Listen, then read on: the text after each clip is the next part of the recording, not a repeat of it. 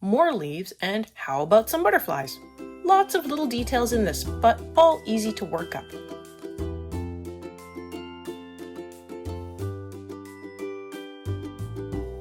I'm starting with the long fronds of leaves, and I wanted to work them up in a different green palette, but I will still be using the flicking method. So I begin with longer flicks of permanent green, trying to get close to the tip, but not all the way. I do want a little more pressure at the bottom, just to fill it in better, but lighter at the tip. I work my way down the fronds of leaves, working up each leaf with permanent green. Hi everyone, I'm Catherine, the artist behind Bigelow Fine Arts. Welcome back to Joanna Basford's Worlds of Wonder, where I am currently working on this flower gumball. I have the colors posted on screen as well as in the community tab or for free on Ko-fi or Patreon.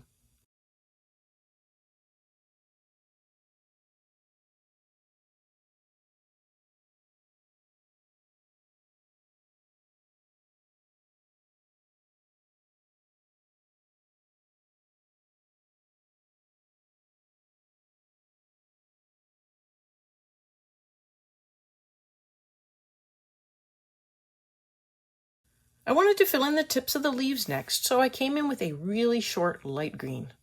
Grass green could also work here, but I don't have a backup of grass green, so I will likely be more sparing with that pencil until I can get a backup. I take the light green and I flick down the color from the tip, working it in to fill the tip, but blend with the permanent green.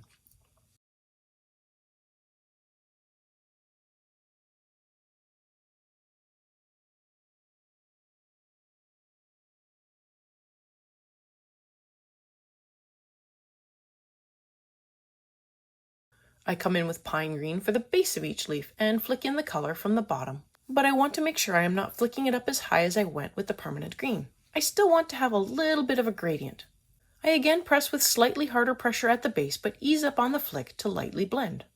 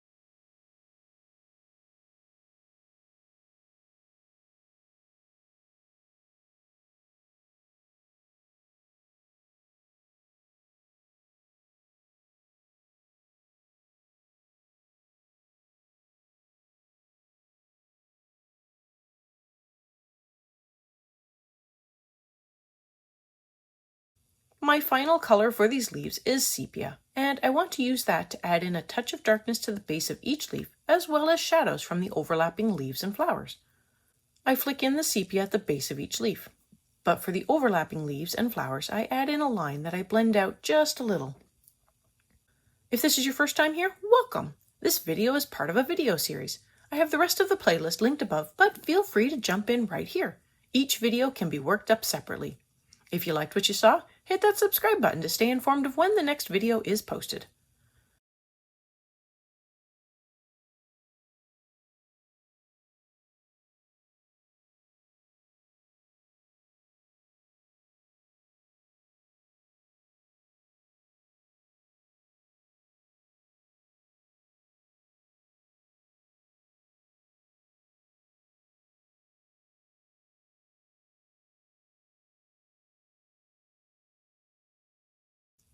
I am now moving on to these flowers that look like cow parsley.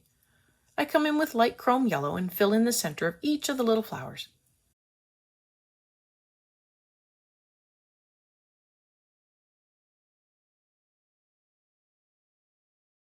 For the petals, I begin flicking in cold gray 3 at the base of each petal.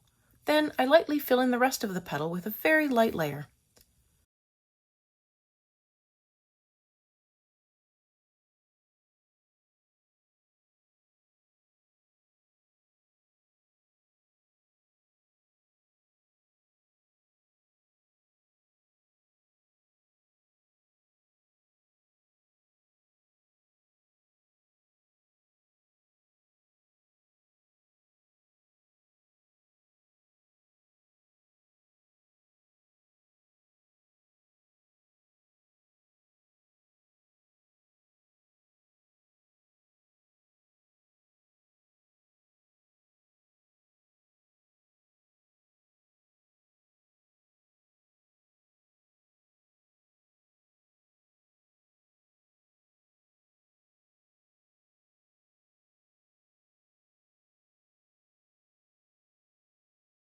I add in a few flicks of light ultramarine, again coming in from the base.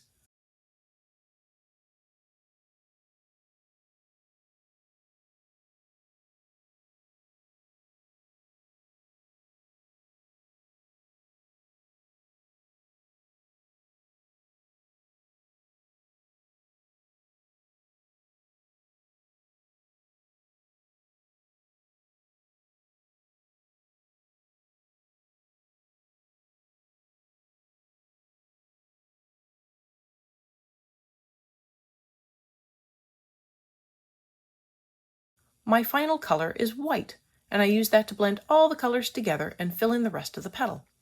Although this is supposed to be a white flower, white tends to pick up on surrounding colors, so I added in a little blue for the sky and the gray to give it an off-white appearance.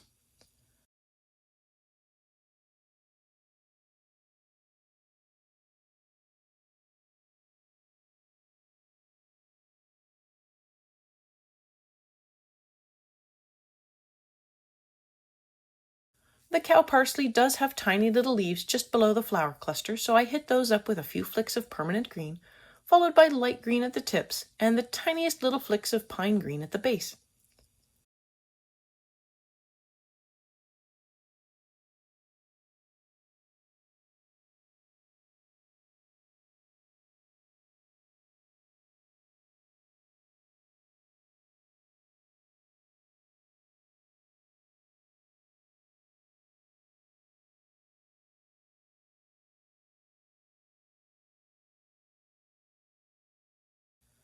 I am now going to move on to one of the butterflies. I decided I wanted to try a blue butterfly with black, so I will figure something out. But I at least come in with ultramarine and begin filling in a few sections that are not touching each other. That will be a challenge with this pattern.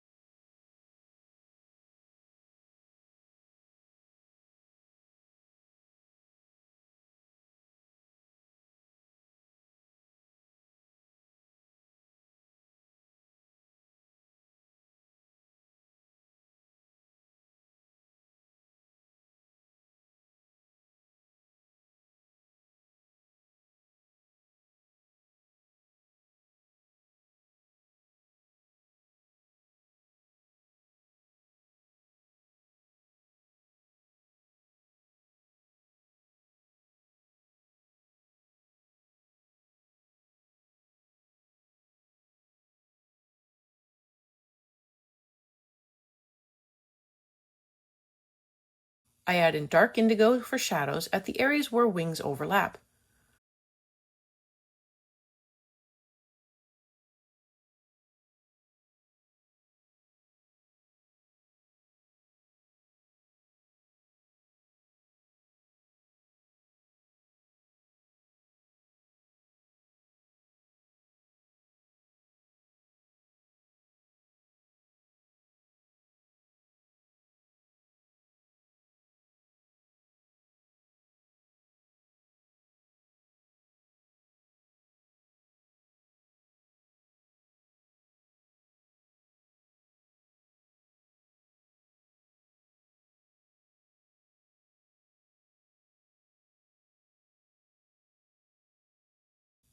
With the cobalt blue-greenish, I add in a layer to the blue spots without shadows, and I blend out the shadows where I placed the dark indigo.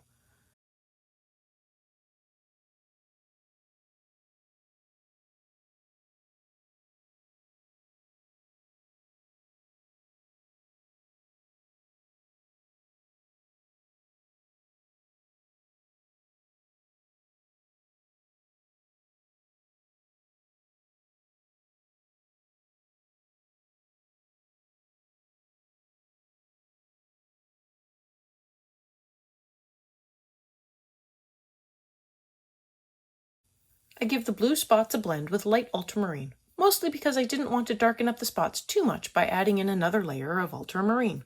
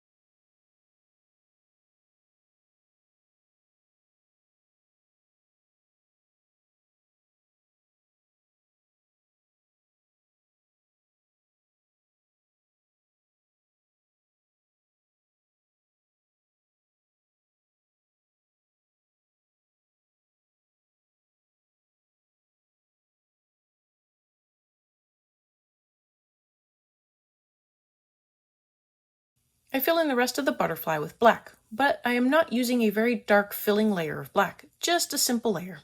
So I will be able to add in more colors over top to get different shades of black. And no, this will not be 50 shades of black.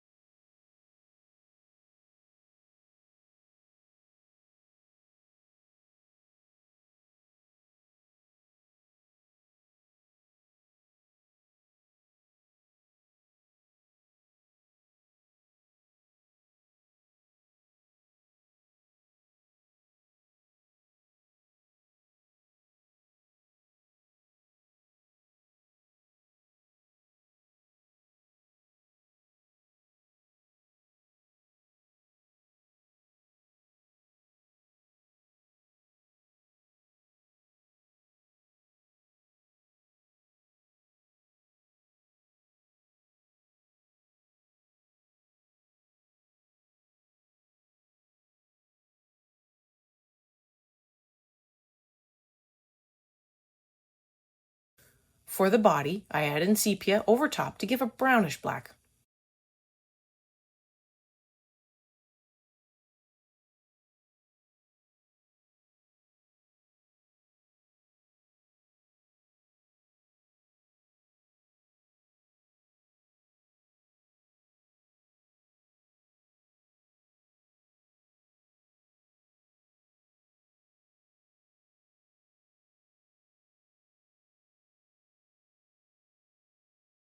I come in with dark indigo to create a bluish black.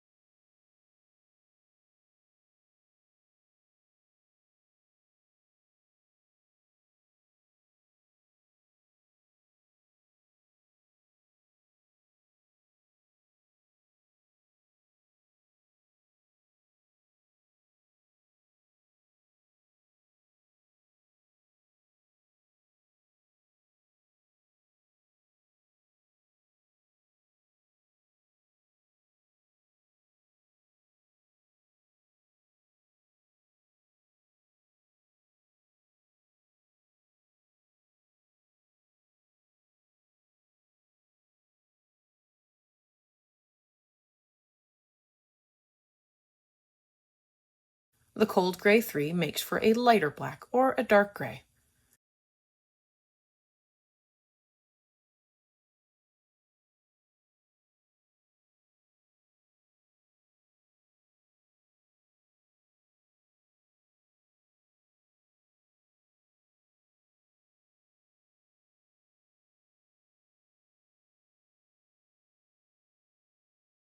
For the remaining sections, these are not directly touching each other, so I add in more black and really fill in the sections to make for a deep black.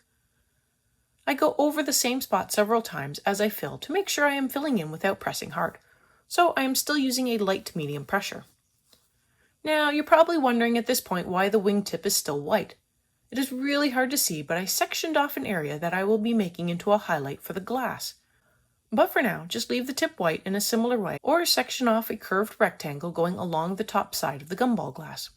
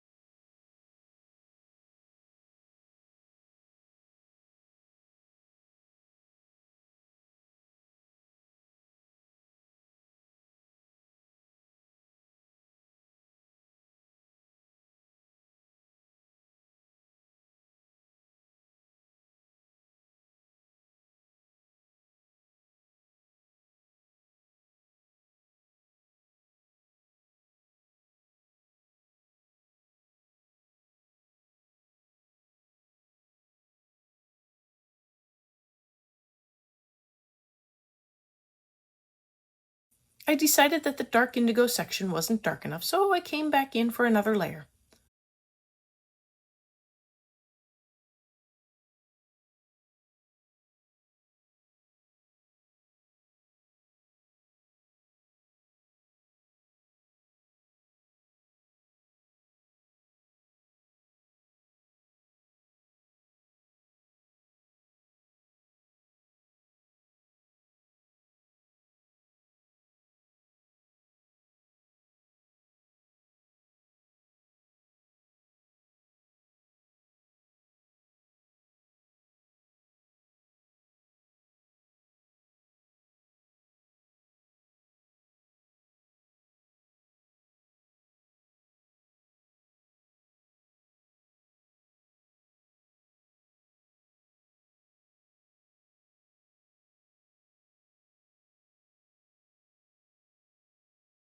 I did the same thing for the cold gray 3 section as well, and that really helped fill them in more and worked better. Sometimes areas just need more layers.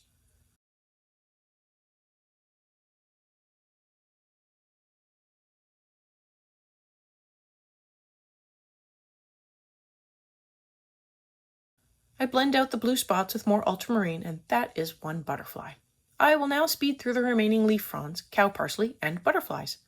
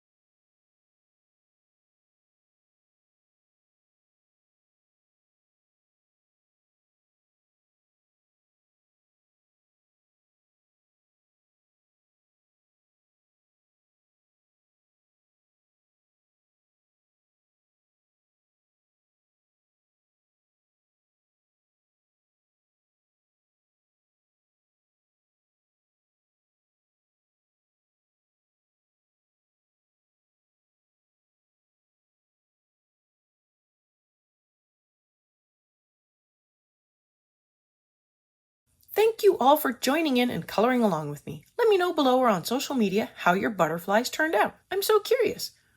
If you found this useful, please like and share so others can also find this video. If you want more like this, I have another video where I am coloring up monarch butterflies. Check that playlist out here, and until next time, happy coloring!